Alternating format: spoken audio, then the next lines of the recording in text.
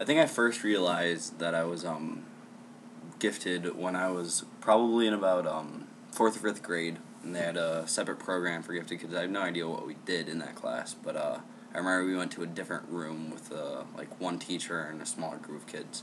But before that, I had no idea that I was gifted. Honestly, it was probably when I started school and I started realizing that like other kids around me were struggling with things that I wasn't struggling with, and I started realizing that I was picking up on things a lot faster. That sometimes I still kind of question whether or not I really am gifted, because I have a brother who's like really, really smart, and I find myself comparing myself to him a lot. When my 2nd grade teacher told me I was stupid. I was super duper dyslexic, so I couldn't really read or write or do math, so that was a problem. That's a good question. I'm still trying to discover what I'm good at. I'm in my first year here at Washington University in St. Louis, and I'm still exploring what things I'm gifted in and what things I'm not as gifted in. I know that in middle school and throughout high school I was very gifted in mathematics, but Calculus 2 has proven to me that that is not quite the case, and I'm looking for other things where I can find a passion. Erica's good at math, science, English, history. We just kind of ignore her most of the time. Other stuff. Acting, singing. Yeah, acting, singing. I do physics. Physics is fun. At least she can't paint for I'm definitely gifted in math and science. I'm mostly gifted in like the arts. I'm also really, really good at visual art and anything creative writing. So Sophie is really good at creative stuff, so like writing. Oh, I can do that too. I'm not so gifted in music. I really enjoy playing music, but I don't have a flair for it. It doesn't come naturally to me. I can't golf, and unless I want to hit the pitcher, I can't play softball or basketball. I can never get it in the hoop. Sports. Yeah, I can't play sports either.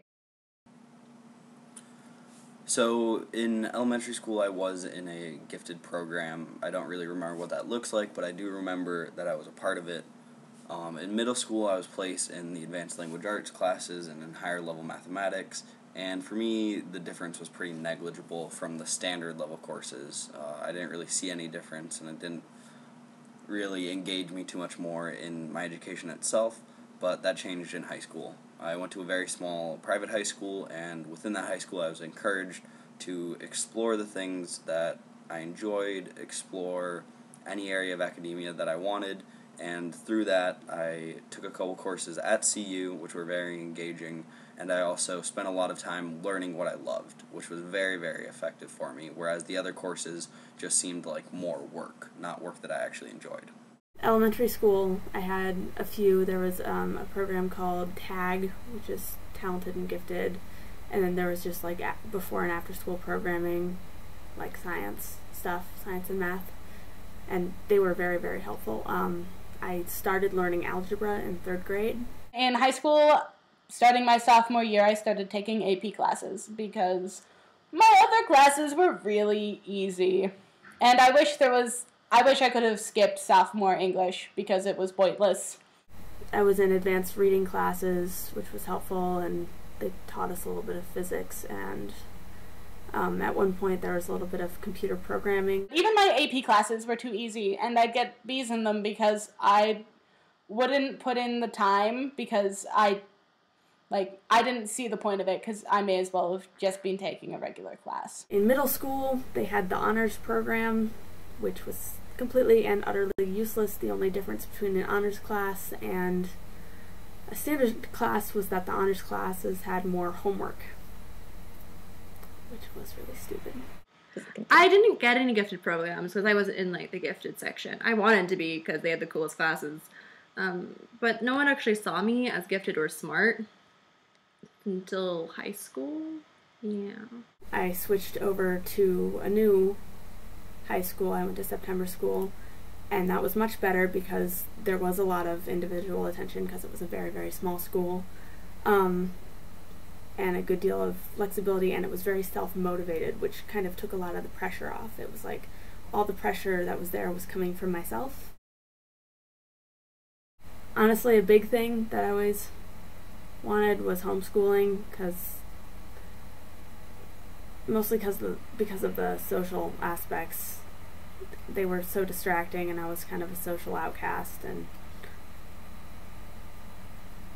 I couldn't concentrate on school, and I really love learning, and it was really too bad. Classes that didn't have a large percentage of my peers in them. Middle schoolers and high schoolers and elementary schoolers are very mean. And when you're kind of at the bottom of the food chain, it's hard to concentrate. It's hard in school to make friends, especially if you learn differently. Throughout elementary, middle, and high school, I really wished that I would have been able to explore more academically instead of being pigeonholed into gifted programs and not really allowed to explore what I loved. Luckily for me, that changed in high school, but throughout elementary and middle school, that was very much the case. I got to one point, and then no one was able to push me further. And I would have liked a larger focus on the arts in my life in general, because it took me a really long time to figure out that was what I was really interested in. I never was able to struggle, and I really, really wanted to struggle. Mm-hmm. So far in my education, the biggest obstacle I've faced has been the structure of the educational system. I really love learning and I love growing intellectually, but the structures that are in place that force you into a certain track and force you to study certain things at certain times are very difficult and very frustrating at times, because it stops me, at least, from learning what I want to learn and forces me to learn things that have very little practical application for me and I don't enjoy doing. Definitely mental illness that has really set me back, and I believe it's the root to most of the problems I had in school, because, as I've said, I'm very smart, and I had a really hard time in school, and I'm not really sure why. I've always had depression issues. I've been dealing with hardcore depression stuff for a really long time. For me, being gifted did cause some modicum of stress and pretty significant mental health issues.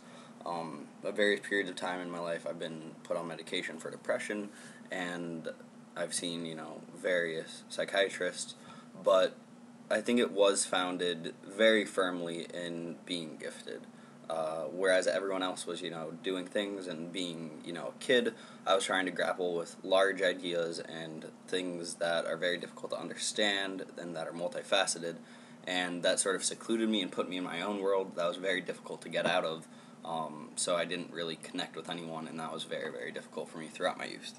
In middle school, I was really, really depressed in 6th grade, and I barely went to school. I was diagnosed with bipolar disorder when I was in 8th grade, I think, and I've been having problems since 4th grade, roughly. And I have problems with anxiety and panic and social anxiety. And that was really tough. And in 10th grade, I switched schools because I found out that the reason that I was so depressed is that I have extreme high anxiety disorder. And so, since I'm so shy, when I'm around a lot of people, I kind of just have panic attacks and anxiety attacks. I guess I'm just kind of odd, and I don't know if that's because of the giftedness or not, but I was definitely kind of a pariah at my first few schools. Being gifted did cause a lot of problems with my social adjustment. I think it was sort of founded on an intellectual curiosity and an intellectual capability that was not equal to that of my peers, and I was sort of diving into things and fighting to understand things that they hadn't yet encountered and weren't going to encounter in a lot of time. That being said, I was very adept at connecting with older students, significantly older students, and my teachers as well.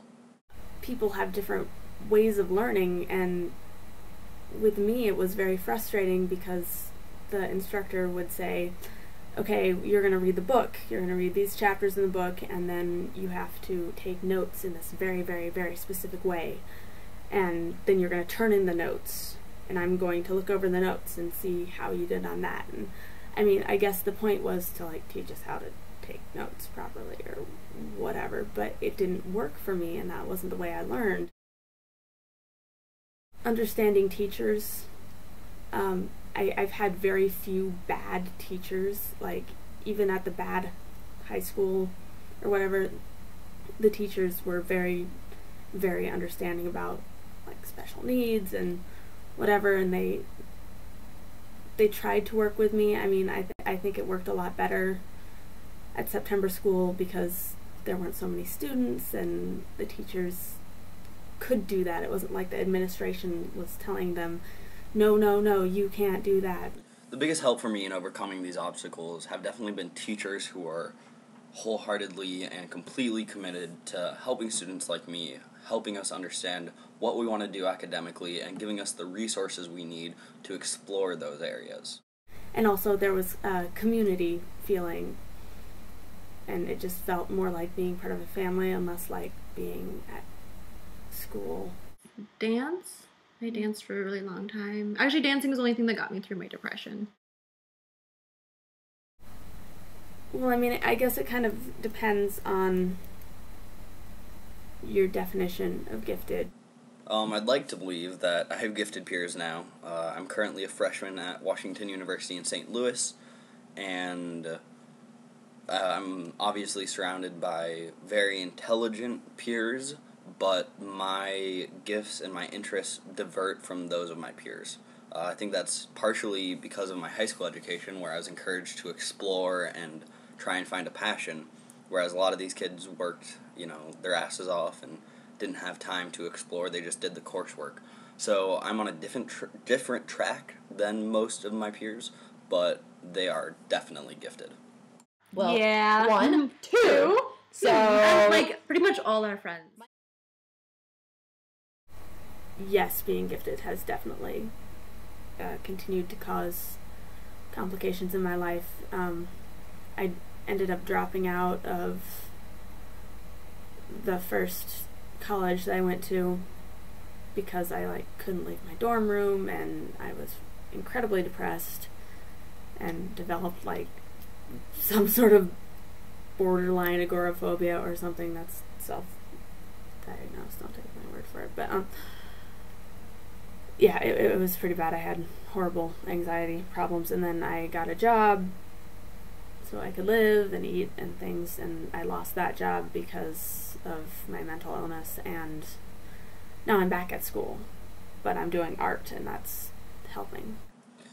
Things aren't going great now. Like I said, I'm in my first year at Washington University in St. Louis, and I'm still having a lot of difficulty with the amount of structure in classes, how linear things tend to be, and even though there's more room to explore here at a university, I am also very pigeonholed in terms of what I can explore because I need to be thinking about a major and what I'm going to graduate with and all the requirements I have to fill. So that is still a source of stress, and I still have some difficulty connecting with my peers on any significant academic or emotional level. If I were able to speak to anyone studying the psychology of gifted students, the fundamental idea that I would want to convey to them is the fact that as a gifted student, as a gifted youth, there's a level of maturation that happens much earlier than that with many other people. By that I mean that you're forced to grow up more quickly, you're encouraged to grow up more quickly, and it becomes a sort of self-perpetuating cycle where at first you can't connect with your peers because you're gifted and more mature than they are, so adults encourage you to become more gifted and act more mature, so you move even farther away from your peers, and it becomes a sort of self-catalyzing cycle where it becomes even more and more difficult to connect with the people around you. And that's very alienating and very difficult. So I'm not exactly sure how you address that, but I think it's a fundamental aspect of growing up as a gifted student that should be more well understood.